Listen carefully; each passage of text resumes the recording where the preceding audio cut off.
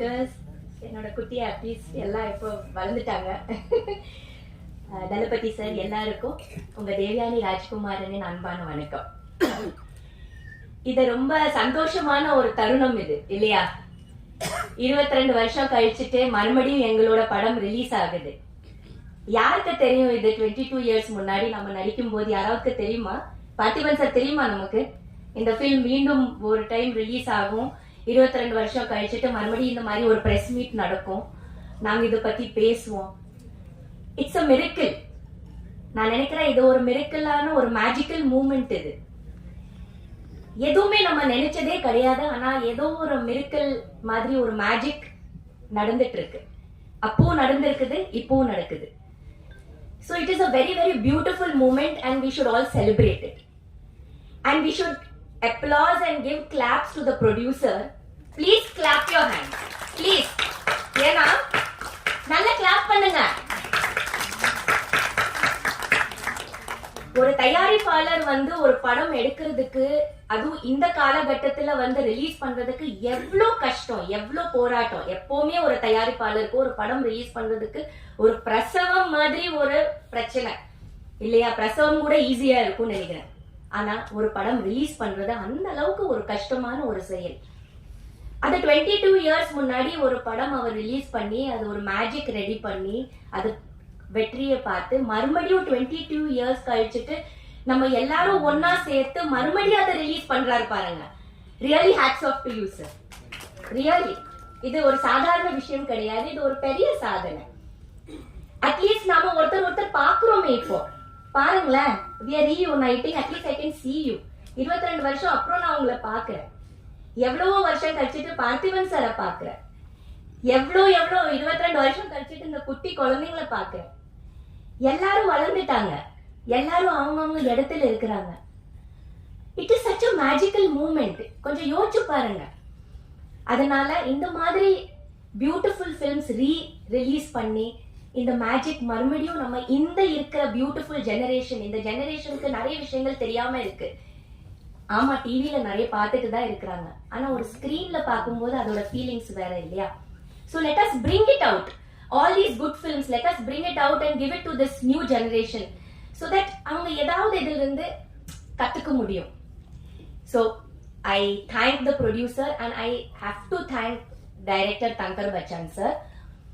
ஏன்னா அவர் கூட நான் ரொம்ப பியூட்டிஃபுல்லான ரொம்ப கிளாசிக் ஃபிலிம்ஸ் பண்ணியிருக்கேன் சார் கூட.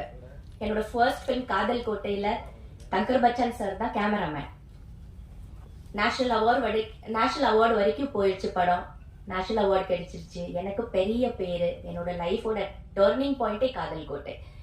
அதுக்கப்புறம் மறுமலர்ச்சி கூட ஒரு சூப்பர் ஃபிலிம், எனக்கு நல்ல பேர் வாங்கி கொடுத்தது. இது வரைக்கும் ஒரு கிளாசிக்கான ஒரு சூப்பரான ஒரு ஃபிலிம்னு சொன்னா மறுமலர்ச்சி. அதிலும் தங்கர் பச்சன் சார் கேமராமேன்.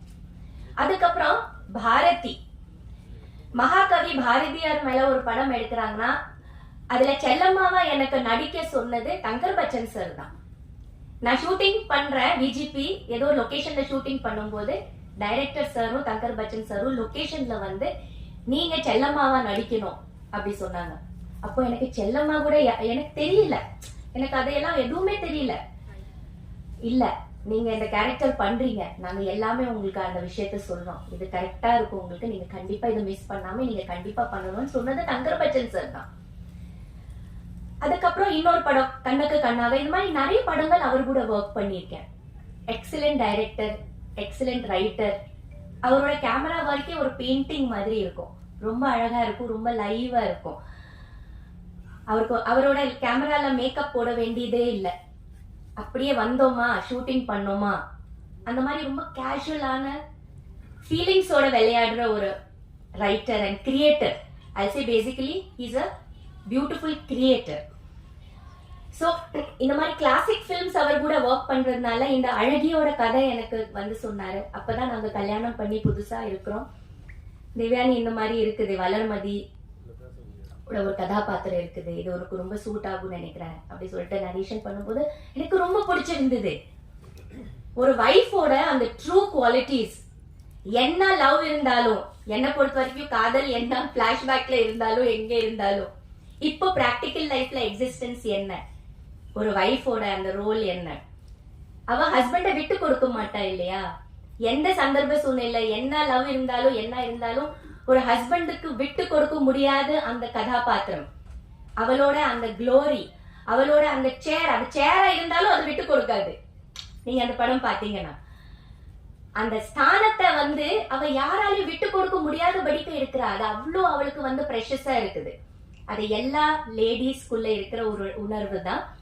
அந்த உணர்வு எனக்கு ரொம்ப பிடிச்சிருந்தது. அந்த ஃபீலிங்ஸ் எனக்கு ரொம்ப பிடிச்சிருந்தது. அந்த கதை பொறுத்த வரைக்கும் என்னை பொறுத்த வரைக்கும் ரொம்ப ட்ரூவான ஒரு கதாபாத்திரம் வளர்மதி. அது சொன்னதும் எனக்கு ரொம்ப பிடிச்சிருந்தது. கண்டிப்பா பண்றேன் சார் அப்படி சொன்னேன். ஏன்னா அவ்வளவு கான்பிடன்ஸ் எனக்கு சார் மேல, அவரோட படைப்பு மேல. So it was a great experience working in this film. And மறுபடியும் ரிலீஸ் ஆக போது ரொம்ப ரொம்ப சந்தோஷமா இருக்குது. தியேட்டர்ல போய் குடும்பத்தோட என்னோட டாட்டர்ஸோட சேர்த்து பார்க்க போறேன். யோசிச்சு பாருங்க, அப்ப அவங்க இல்லவே இல்லை, இப்ப அவங்க எல்லாம் வளர்ந்துட்டாங்க இருக்காங்க. சோ அவங்கள கூட்டிட்டு போய் ஒரு படம் மறுபடியும் நம்மளோட படம் தியேட்டர்ல வரும்போது அதை மீண்டும் பாக்குற ஒரு தருணம் இருக்குது. It is so exciting and so happy feeling. இது எல்லாருக்கும் கிடைக்காதுன்னு நினைக்கிறேன். எனக்கு ரொம்ப கிடைச்சிருக்குது. எனக்கு ரொம்ப சந்தோஷம். நான் ரொம்ப கொடுத்து வச்சுவேன் நினைக்கிறேன். Thank you so much. மீடியா எல்லாம் நல்லா பப்ளிசிட்டி பண்ணுங்க. எல்லாரும் வர வைங்க தியேட்டர்ல. அண்ட் அப்கோர்ஸ் பார்த்திபன் சார் கூட நான் நிறைய பிலிம்ஸ் பண்ணியிருக்கேன். எல்லா பிலிம்ஸும் ஹிட் தான் இல்லையா சார்? அழகிக்கு முன்னாடி நிறைய படங்கள், எந்த படம் எடுத்தாலும் நீங்க பாத்தீங்கன்னா நல்ல பெரிய வெற்றி படங்கள் தான் பண்ணியிருக்கோம். அழகி கூட ஒரு பெரிய வெற்றி படம். அவரோட சப்போர்ட், அவரோட அந்த என்ன சொல்றது எக்ஸலண்ட் ஒரு கோ ஆர்டிஸ்டா நாங்க பண்ண அத்தனையோ படங்கள் ரொம்ப சக்சஸ்ஃபுல்லா, ரொம்ப ஹிட்டா, எல்லாருக்கும் ஒரு பிடிச்ச படம் இன்னும் இருக்குது. சோ அதுல அழகி கூட. அப்புறம் ஒரு கேள்வி நான் பார்த்திபன் சார் கிட்ட கேட்கணும். உங்களுக்கு வளர்மதி பிடிக்குமா சார், இல்ல தனந்தா பிடிக்குமா? யார் மேல உங்களுக்கு காதல் அதிகம் சொல்லுங்க. இப்ப முடிவு பண்ணிடலாம். இது தப்பான விஷயம். சொல்லுங்க. எனக்கு இப்போ எல்லாரும் அதை சொல்லும் போது எனக்கு என்னமோ ஒரு சின்ன உள்ள ஃபீலிங் வருது. என்னடா இது, இது நமக்கு தெரியணுமே. அதனால அப்ப நான் கேட்கல, இப்ப நான் கேட்கிறேன். ரொம்ப சந்தோஷம். இந்த சந்தர்ப்பத்துக்கு எங்களுக்கு இதை ரெடி பண்ணி கொடுத்த ப்ரொடியூசருக்கு, தயாரிப்பாளருக்கு, ரிலீஸ் பண்ணிட்டு இருக்கிற நம்ம மீனாட்சி சுந்தரம் சார் தானே, உங்களுக்கு ரொம்ப வாழ்த்துக்கள் சார். படம் நல்ல வெற்றியா ஓடட்டும். எல்லாருக்கும் இங்க வந்திருக்கும் அன்னைக்கு வரைக்கும் ரொம்ப ரொம்ப thanks. And let us enjoy this moment and make this film again a big magical film.